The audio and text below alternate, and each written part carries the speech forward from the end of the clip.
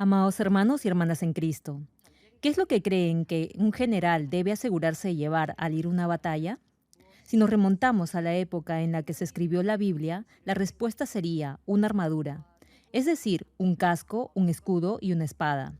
No solo en esos días, sino también hace unos cientos de años debe haber sido igual. La armadura completa se refiere a la cota, al casco y otras partes que conforman la coraza. En un sentido más amplio, significa alistar todos los preparativos necesarios para una guerra. Ahora, ¿por qué Dios nos habla en un sentido figurado de lo imprescindible que es ponerse toda la armadura para ir al campo de batalla? Es porque este mundo en el que vivimos en realidad es un campo de batalla espiritual. Y para ganar esta contienda tenemos que asegurarnos de equiparnos con toda la armadura de Dios. Y es que, con el paso del tiempo, este mundo se está degradando cada vez más. El pecado y la maldad, que antes no se podían ni siquiera concebir, ahora se han vuelto cotidianos. En todo lugar vemos cómo la perversión de lo mundano engaña a muchos y los lleva a la perdición. Como dice el Señor Jesús en la parte final de Lucas capítulo 18, versículo 8. Pero cuando venga el Hijo del Hombre, ¿hallará fe en la tierra? En estos días es muy difícil hallar verdadera fe. Si alguien le dice que viva una vida de fe cómoda y despreocupada, lo primero que tiene que hacer es ver la calidad de vida que vive, es decir, si es feliz en su familia, trabajo o negocio. Lo más seguro es que vive una vida tensa, complicada, que continuamente esté irritado, siempre quejándose, resentido, lleno de odio y que tenga un carácter intemperante y reaccione mal si alguien lo molesta. Hermano, si no logra despojarse del odio que hay en su corazón, vivirá una vida cristiana estresada, mezquina y opaca. Por cierto, si se ha esforzado por desechar todo pecado batallando en oración, se sentirá renovado, ligero, por haberse despojado de esa carga del pecado. Esta es la vida cristiana feliz que Dios realmente desea para sus hijos. Sin embargo, algunos viven llevando la carga del pecado. Se entregan a diversiones mundanas, debido a que sienten que su vida de fe es demasiado exigente. Quieren divertirse y se dejan cautivar por las distracciones mundanas. Aún así, no tienen paz en el corazón. Viven así durante 6 días y los domingos vienen al culto en la iglesia. Piensan que así han cumplido con Dios y son salvos. No obstante, durante la semana, en el trabajo, colegio o universidad, ceden a las tentaciones y por eso no tienen la seguridad de su salvación. Esa clase de vida cristiana, maquillada y fingida, no es la que Dios menciona en la Biblia. Todo lo contrario, nos exhorta a que optemos por el camino angosto y que permanezcamos despiertos en oración. En muchas partes de la Biblia nos dice que oremos sin cesar, que resistamos el pecado hasta el punto de derramar sangre y que nos esforcemos por atesorar recompensas en el cielo. Si llevamos esta clase de vida, estaremos viviendo conforme con lo que Dios dice en su palabra. Al principio quizá le resulte un poco difícil. Sin embargo, si obedece con amor la voluntad de Dios, podrá sentir en su corazón que este camino le dará paz y alegría. No obstante, en estos días, al mirar a nuestro alrededor, incluso entre aquellos que afirman tener fe, muchos están cediendo a las tentaciones del mundo. Profesan creer en Dios y en el Señor Jesucristo, pero optan por las diversiones mundanas de la misma manera que lo hacen los inconversos. En realidad, no tienen fe. Son simplemente feligreses, es decir, asistentes eventuales a una iglesia. Incluso hay algunos que han cedido a la tentación, comprometiendo sus principios cristianos, desviándose de la verdad, siendo engañados por falsas doctrinas. En este contexto, se imagina, entonces, cuántas almas van por la senda de la muerte eterna en el infierno en estos días donde el pecado prolifera por doquier. Por eso, esta iglesia tiene que despertar a este mundo, aletargado por tanto pecado y maldad, manifestando este asombroso poder del Evangelio de santidad del Señor Jesucristo. Hermano, debe equiparse con la armadura completa de Dios y salvar a la mayor cantidad de almas con el poder de Dios. Debemos ceñirnos con toda la armadura de Dios porque tenemos que vencer las tinieblas de este mundo, lleno de maldad y guiar a la luz a esas almas moribundas por el pecado. El pasaje de esta serie en Efesios capítulo 6, versículo del 10 al 18, se puede dividir en forma general en tres partes. Primero, los versículos del 10 al 12 nos dicen por qué tenemos que llevar toda la armadura de Dios y contra quién tenemos que luchar. Luego, los versículos 13 al 17 nos explican los pasos que debemos seguir para ponernos la armadura completa de Dios y menciona cada una de sus partes.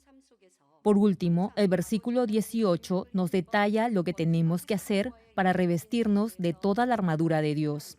Espero que todos hagan de este mensaje su alimento espiritual y se conviertan en guerreros espirituales, equipados con toda la armadura de Dios, es decir, con toda su armadura espiritual, coraza, escudo, yelmo y la espada del Espíritu.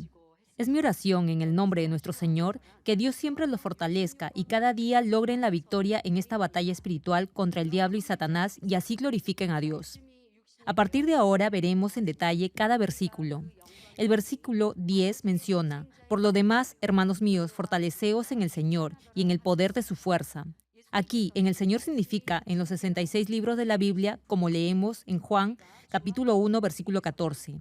Y aquel verbo fue hecho carne y habitó entre nosotros, y vimos su gloria, gloria como del unigénito del Padre, lleno de gracia y verdad. El Señor Jesús es el verbo. Entonces, para que estemos en el Señor, debemos permanecer en la palabra. Ahora, ¿podemos estar unidos con el Señor o no? Claro que sí. La Biblia nos insta a que estemos unidos con el Señor y nos instruye la forma de hacerlo. Nos explica que la manera para estar unido con el Señor es permanecer en su palabra. El hecho que confesemos que creemos en el Señor no significa que vivamos en el Señor. Sin embargo, los que viven de acuerdo con la palabra estarán unidos al Señor. A continuación, el versículo habla de ser fuertes en su poder o en el poder de su fuerza. Esto se refiere a la fuerza del poder del Señor que viene cuando estamos en el Señor. Esta fuerza y poder vienen de Dios, del Señor, es decir, cuando vivimos por la palabra de Dios. Es despojarse de toda forma de maldad de acuerdo con la palabra y resistir el pecado al máximo. Es vivir en la luz desechando las tinieblas que Dios aborrece. En 1 de Juan, capítulo 1, versículo 7 leemos: pero si andamos en luz, como Él está en luz, tenemos comunión unos con otros, y la sangre de Jesucristo, su Hijo, nos limpia de todo pecado. Preste atención, dice que tendremos comunión con Dios. En otras palabras, la veracidad de nuestra confesión, al decir que creemos en Dios, va a ser confirmada si vivimos en la palabra de Dios. Hermanos, el hombre no puede conocer el corazón de otra persona, por eso juzga por la apariencia. De ahí que podrá malinterpretar los sentimientos de alguien. Desde luego, hay quienes aparentan amar a otra persona, pero en realidad codician sus riquezas, fama o simplemente desean su cuerpo para satisfacer su lujuria. Muchas veces la mujer engañada por esa falsa percepción le prestará todo su dinero o se entregará al hombre. No obstante, más tarde descubrirá que todo ha sido un fraude, una burda mentira. A pesar de que lamentará amargamente lo que ha hecho, ya será demasiado tarde. Como podemos ver, el ser humano puede ser engañado. Sin embargo, jamás podremos engañar a Dios.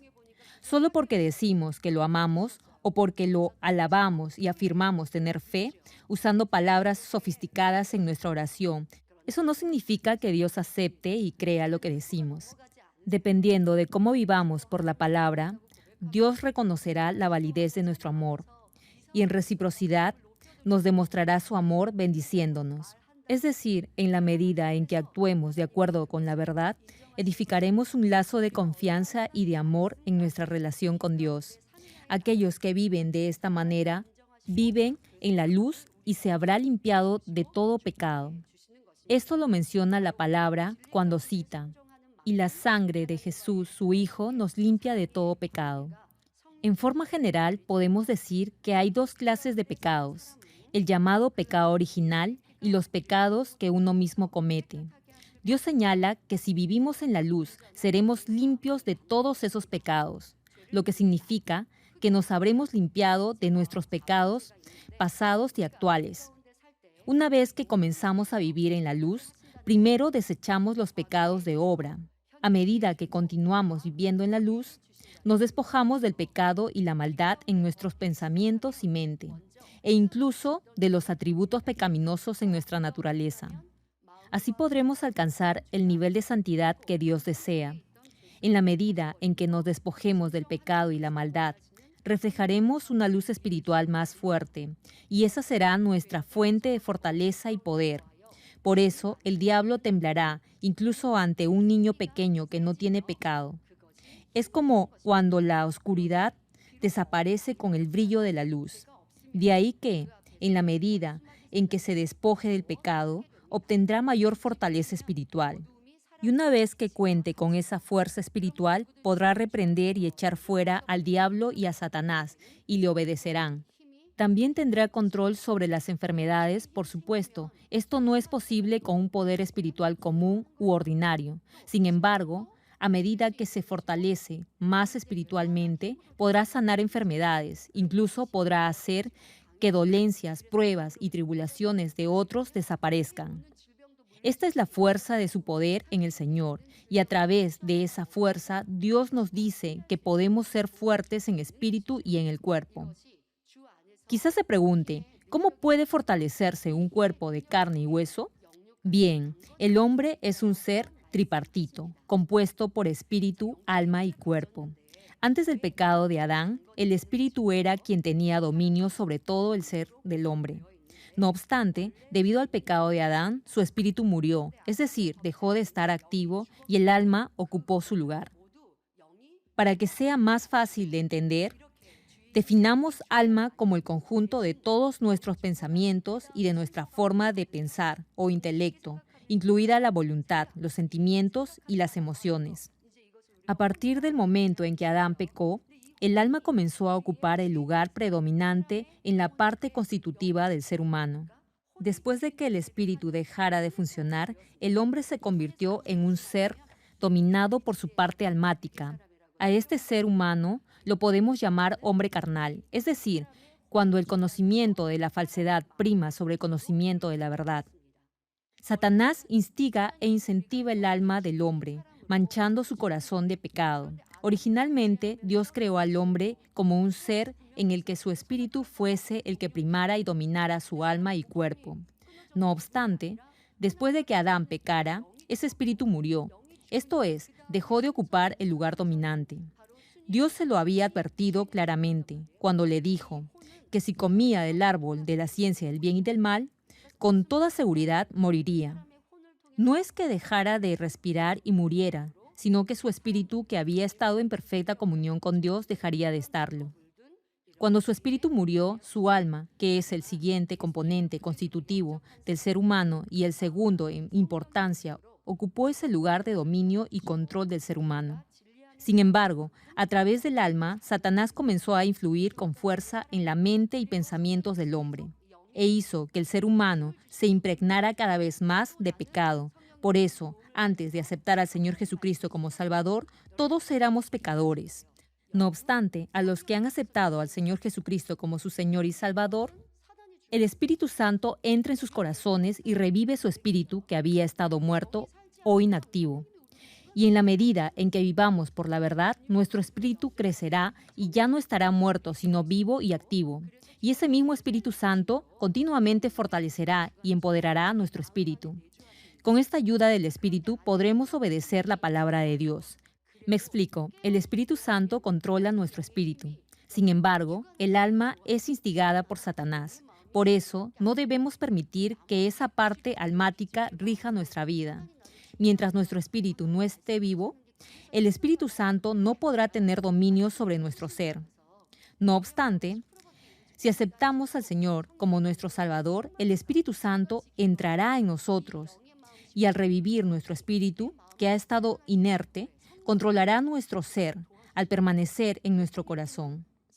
Digamos que su espíritu aún no está lo suficientemente fortalecido y que aún no controla todo su corazón. Incluso así, no debe pensar que es difícil vivir por la palabra de Dios.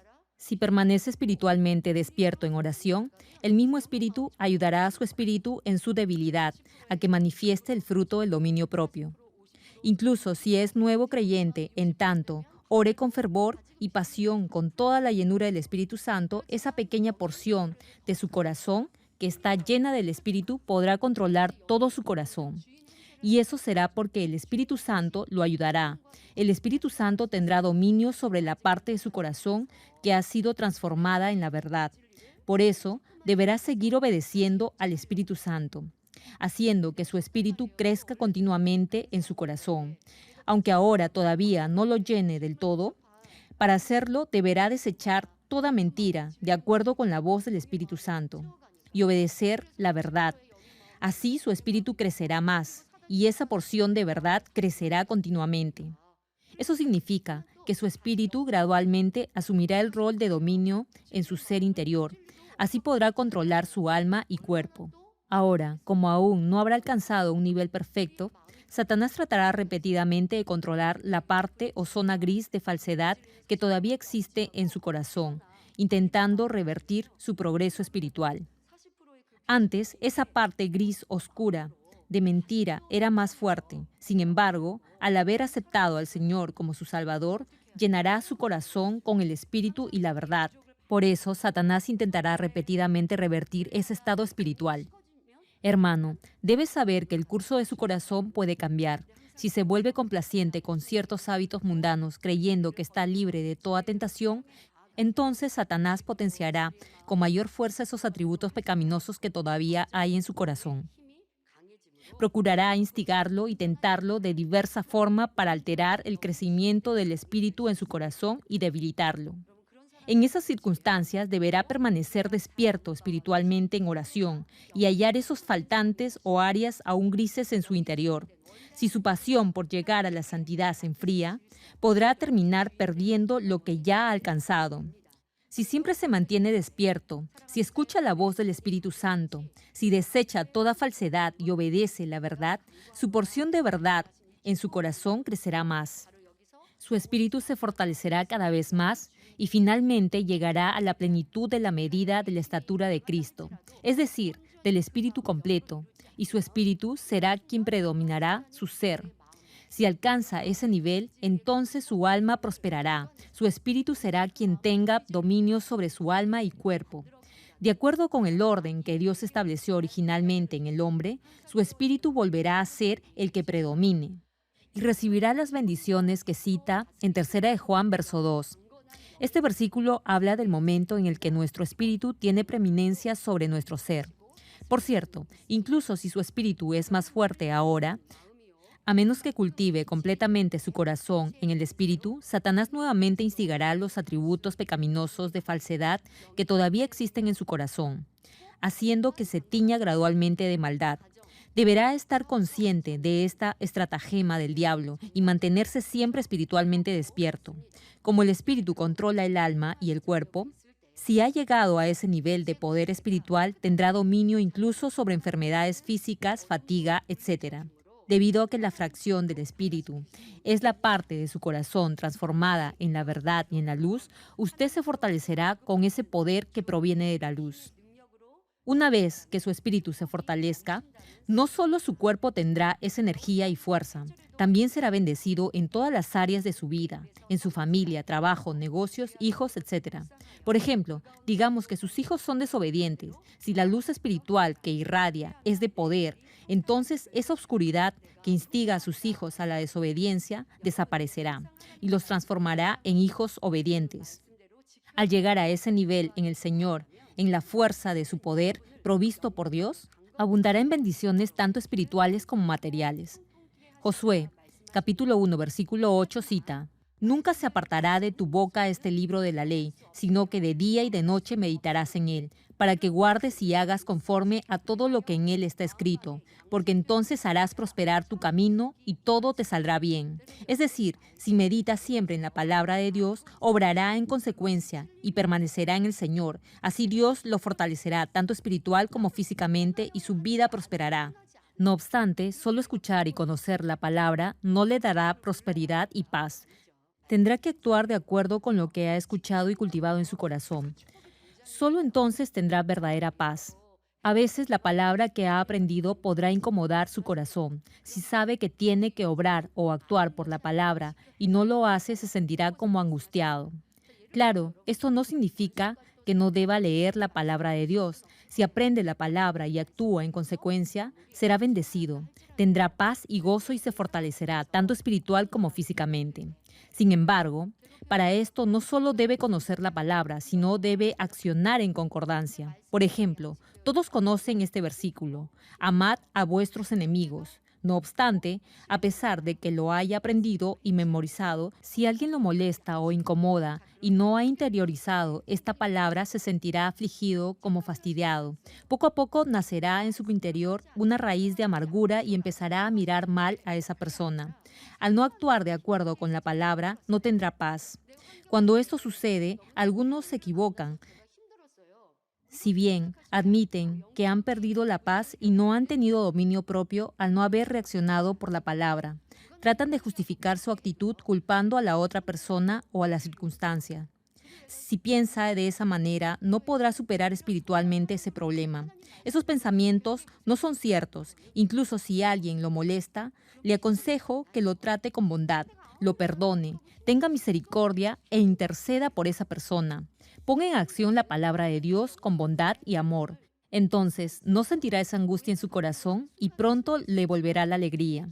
Y es que al obedecer la palabra y actuar con bondad de acuerdo con la verdad, Dios le dará paz y gozo en su corazón. Esta es la fuerza de su poder en el Señor. Entonces nada ni nadie podrá quitarle ese gozo del cielo en su corazón. Cierro con esto. En Deuteronomio capítulo 10, versículo 13, Dios nos dice: ¿qué pide Jehová tu Dios de ti? Sino que temas a Jehová tu Dios y que guardes los mandamientos de Jehová y sus estatutos, que yo te prescribo hoy, para que tengas prosperidad. ¿Acaso Dios nos dio sus mandamientos y estatutos para hacernos la vida difícil? ¿O para molestarnos? No, lo hizo para nuestro bien. ¿O cree que Dios quiere que vivamos una vida de fe gravosa, triste y de sufrimiento en esta tierra porque seremos felices en el cielo? Claro que no, una y mil veces no. Dios nos dio sus mandamientos para que vivan una vida cristiana feliz incluso en esta tierra. Ahora, ¿cómo podemos ser felices? Tenemos que actuar por la palabra. En el proceso de ponerla por obra, ocasionalmente podemos preguntarnos si realmente somos felices. Y es porque en su interior hay dos clases de corazones en conflicto. Mientras tenga odio, escuchará la voz del Espíritu Santo diciéndole que ame.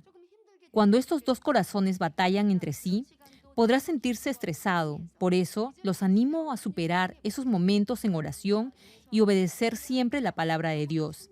Si ama, perdona, entiende y extiende su mano a otros, entonces gozo y alegría vendrán a su corazón.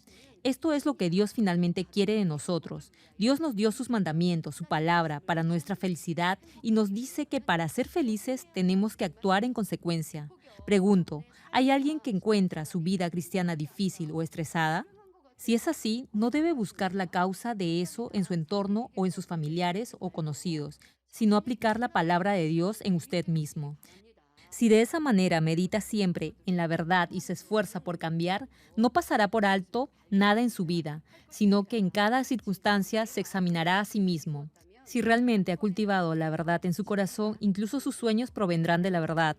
Oro en el nombre del Señor Jesucristo para que mediten siempre en la verdad y circunciden su corazón en oración, y así la paz, el gozo del Señor sobreabundarán en su vida.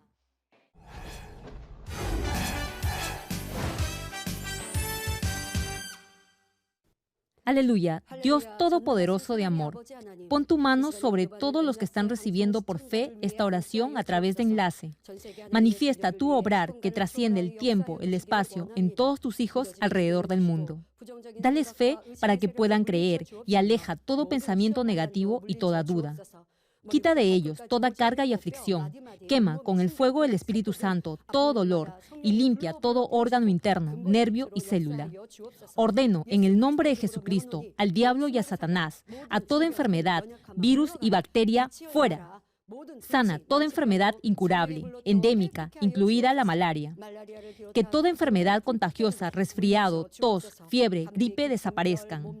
Protégelos de toda clase de virus e infecciones.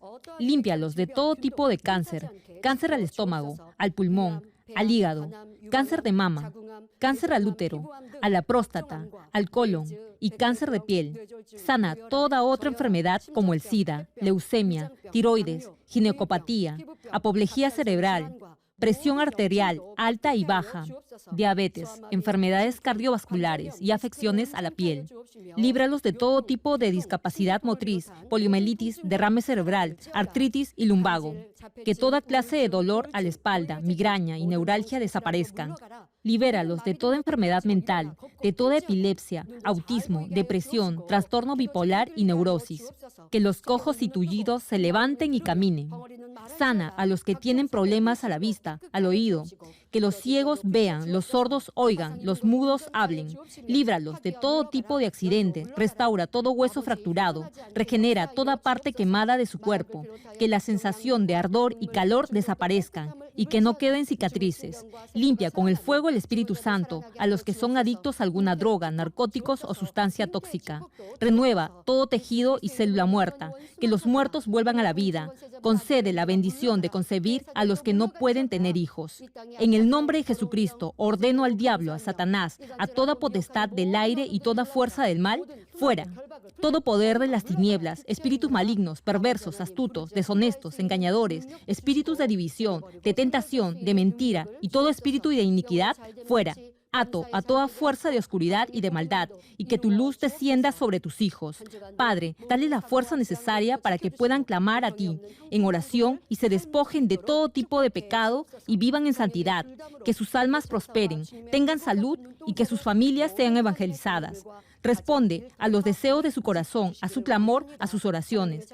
Protege a tus hijos de todo accidente y guarda sus hogares, trabajos y negocios, con el fuego del Espíritu Santo y tus huestes celestiales. Y que todo lo que hagan, lo hagan para tu gloria. Manifiesta tu poder para que con toda confianza puedan testificar que has respondido a sus oraciones y los has bendecido. Gracias, Padre. Toda la gloria sea para ti. He orado en el nombre de nuestro Señor Jesucristo. Amén.